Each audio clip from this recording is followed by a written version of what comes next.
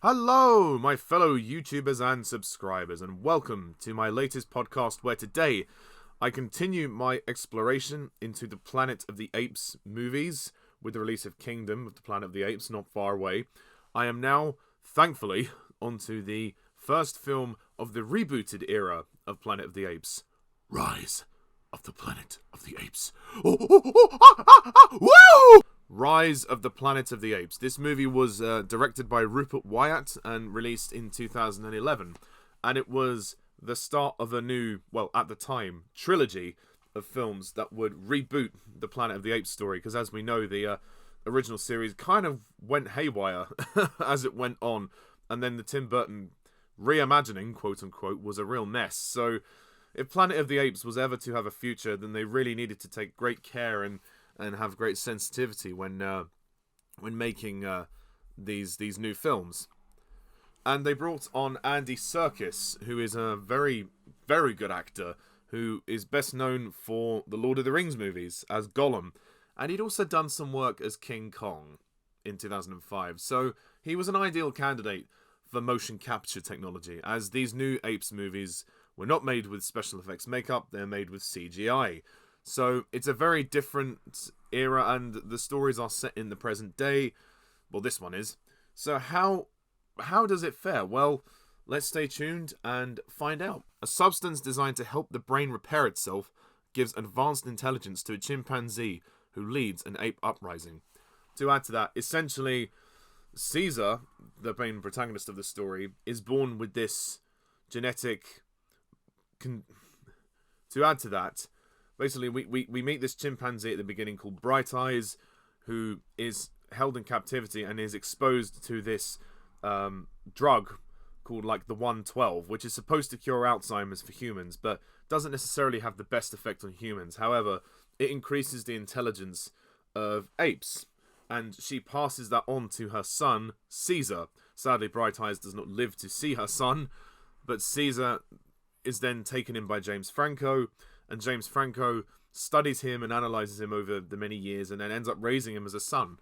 And then, after a unfortunate domestic incident, Caesar is thrust into captivity, where he meets other apes, and then together they all decide to start an uprising against the humans, hence the title, Rise of the Planet of the Apes. So, Rise of the Planet of the Apes. Now, when this movie first was marketed, I must admit, I wasn't huge on the trailers. I didn't think the trailers were that good, if I'm going to be honest. They didn't really showcase what this movie was. It really didn't do any justice to what this film is. In my opinion, the trailers were okay, and the movie looked technically quite good, but aside from that, I thought, okay, well, it's just another one. There's just more of the same, you know. I'd seen the original movies, I'd taken a look at them before this movie was to come out, and I was obviously quite fascinated by the first film and the very ideas that it presented.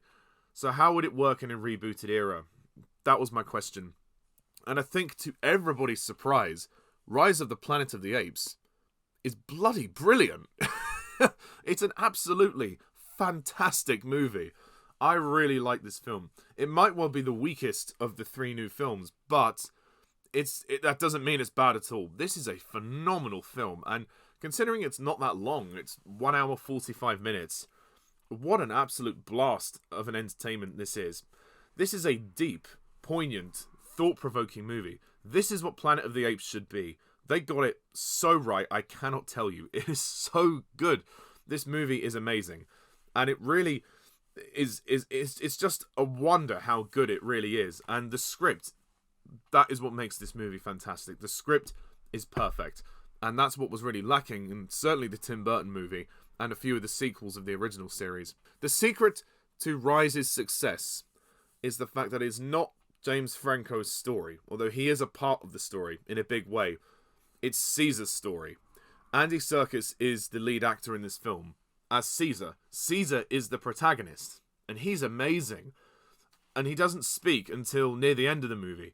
When he does speak, that is also fantastic, especially that scene where he's confronting Tom Felton, and Tom Felton says the classic line, and then Caesar replies with, "No!" That is powerful. And obviously he does speak at the very end as well. But for most of the film, Caesar doesn't utter a word. And the relationship he has with James Franco, it's beautiful to watch. He really finds deep connection with his adopted father, and the way that he teaches him sign language, the way that he just naturally evolves.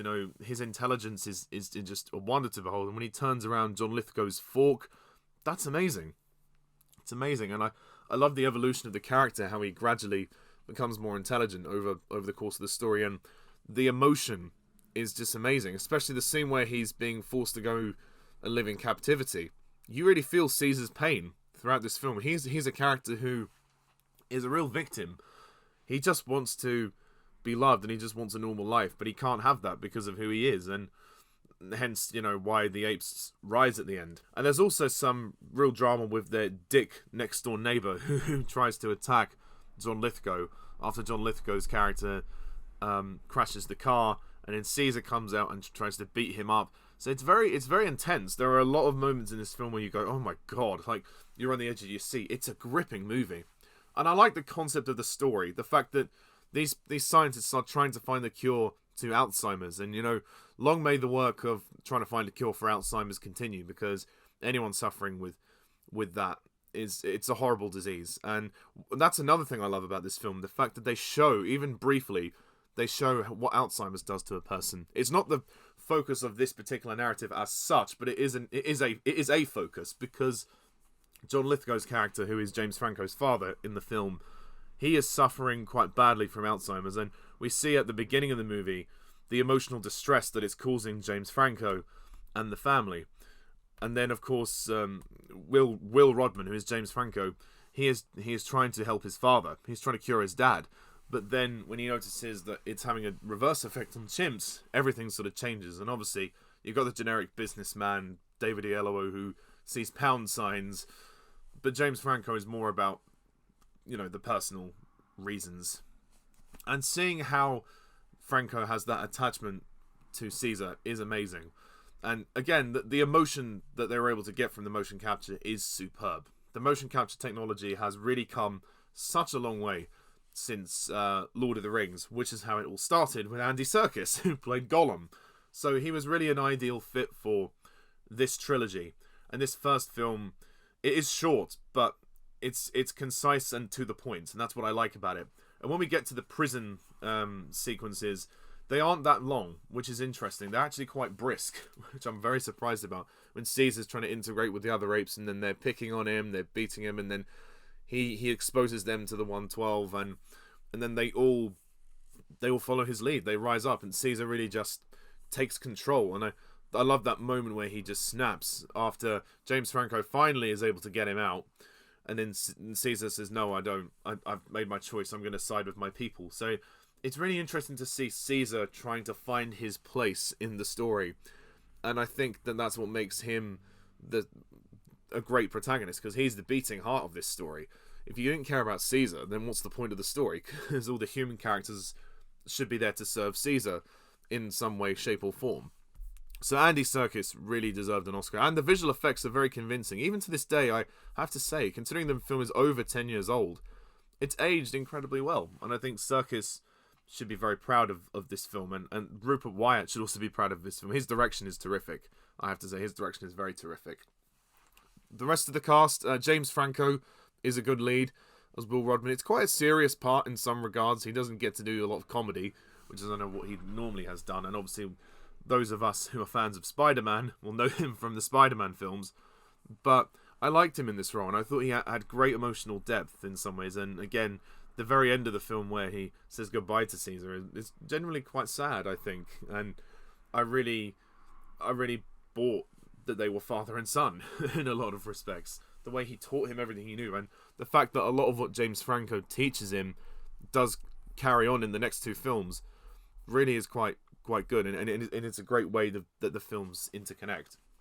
Freida Pinto, I would have to say, is the weakest person in the cast as Caroline Arana, who's basically a love interest. I mean, her character isn't especially important to the story. I do admit, if there's any misgivings with this film, it's probably her character. She's just kind of there to be Franco's love interest. There isn't really any other reason for her to be in it. There's a lack of female characters, so that's potentially why.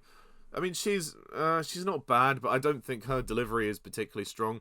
especially in the scene where she's trying to confront Will about what happened. She's like, come on, explain it to me. It's like, no, I would have given it more gusto than that, girl. I think that that's a dramatic argument. You need to not turn it into a soap opera, but you need to give it a bit more conviction. I just found her a little bit unconvincing.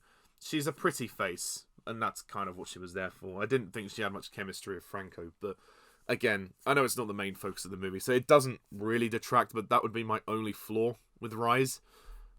John Lithgow is absolutely brilliant in this film as the father who is suffering from Alzheimer's, and even though it's not a long section of the film where we see him suffering, it is really emotional to see him just slowly fall apart. And then for a temporary time, the drug does repair him, but then sadly the disease comes back and eventually does consume his life. And for all of those of you who have experienced a relative suffering with this, I send my sympathies out to you, because it's not nice. And I think what makes this film and the next two great is the depiction of realism. You know, it's a very realistic take on Planet of the Apes, and I think they've really reinvented this story in the best way possible, because how else would the apes have taken over? And it is... And what I like about Rise is that it is only the tease of the whole thing. It's the start of the whole thing, and the third act is epic. When the apes finally break out of prison, and they storm the bridge, and they storm the town, they throw spears into cars. They're just following Caesar's lead, and he's leading them to freedom. And it is truly epic to see them rise, as the title says. The music is okay by Patrick Doyle. I wouldn't say the music is fantastic, but it's good, and it works for the movie. And I think what is the great surprise about Rise is how much you care about what's going on. Through Serkis' efforts, through Rupert Wyatt's efforts, you really care about Caesar's journey, and the script is brilliant. It's absolutely brilliant, and it's hard to not be impressed by Rise of the Planet of the Apes. I have to say, it really is an impressive movie in a lot of regard, and for its runtime, it's short, it's concise, it's to the point. How on earth they did it is beyond me. But if you thought this was impressive, wait till the next two. Oh boy!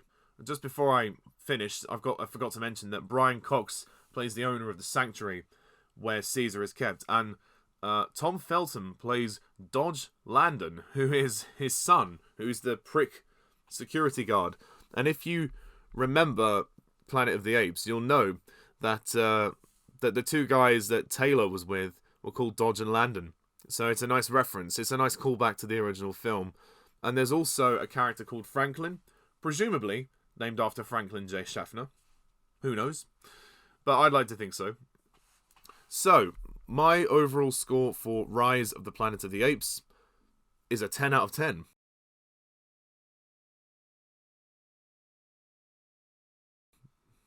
It's an amazing film. Again, it's a low 10 because Freida Pinto could have taken it down to a 9, but I thought, you know what, this movie deserves it because it is fantastic. And after the mess that was the Tim Burton film, this was absolutely what the franchise needed. Oh yeah. So that's my review of Rise of the Planet of the Apes. What do you think of it? Please comment down below, let me know. Stay tuned next time when I review Dawn of the Planet of the Apes. So until next time, see you soon. Bye for now.